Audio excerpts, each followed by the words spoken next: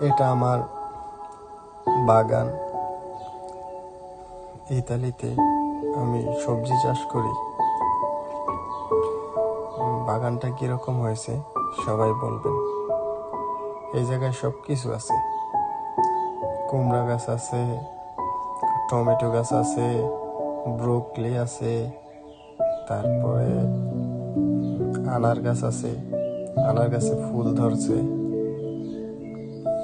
আরো অনেক গাছ আছে, মেলনে আছে, মূলা শাক আছে, মরিচ গাছ আছে, অনেক ডাটা গাছ আছে।